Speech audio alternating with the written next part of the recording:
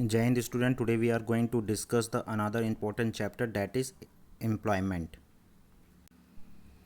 Employment and activities has important place in the economy. It is not only undertaken for the sake of income generation but is a crucial to one dignity and well-being and development as an individual.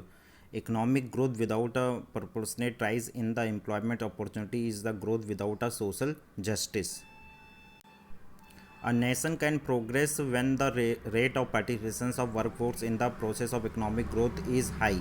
National income of the country can be raised only by providing full and more productivity employment to its working population. Employment is also important for the poverty reductions and for the raising the standard of living of the common man. Besides, the employment help in fuller utilization of a country manpower and maintaining law and order in the society. On the account of these reasons, the goal of employment generation has been given high place in India Development Plan. In this participations of people in employment, the workers population ratio is indicator which used to analyze the employment situation in the country. Worker population ratio is calculated by dividing the total number of workers in India by the population in India, multiply it by 100. In other words, the number of person employed per 100% is termed as a worker population ratio. It is also known as workforce participation ratio. It is the ratio of the total number of workers to the total population of a country. It can be calculated. mm, Work population ratio is equal to total number of workers upon total population into 100. Work Worker population ratio is very useful for determining the proportions of population that is actually contribute to the production of goods and services of a country, and higher ratio indicate that higher proportions of its population involved in economic activities. A medium and lower ratio indicate that less peoples are involved in economic activities. The worker population ratio indicate the status of worker in the society and their working conditions by knowing the status with which the worker is placed in a enterprises.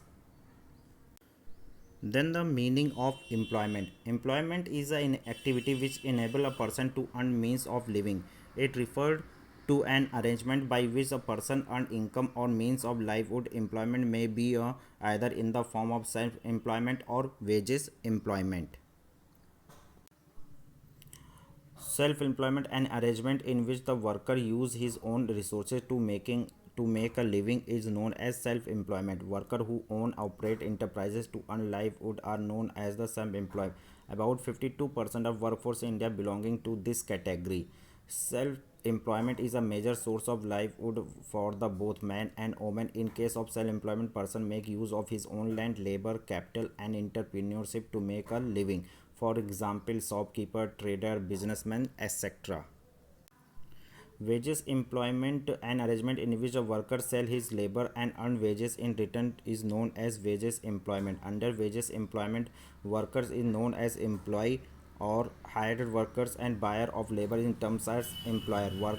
Worker do not have any other resources, land, capital, entrepreneur except their own labor. They offer their labor service to others, and in return they get wages. For example, doctor running his own clinic in the example of self-employment. However, if doctor employed by a hospital, then it will be wages employment. Of wages employment of two type: regular workers and casual workers. Regular worker, when worker is engaged in someone by whom enterprise is paid wages on regular basis, then such workers is known as regular salary employed workers. Whereas casual workers, workers who are casually engaged land in return get remuneration for the in work done and term as casual worker. Casual worker not hired on a permanent basis. It is means that they do not have regular income protections of regular regulation from government, job security, and social benefit. Thank you.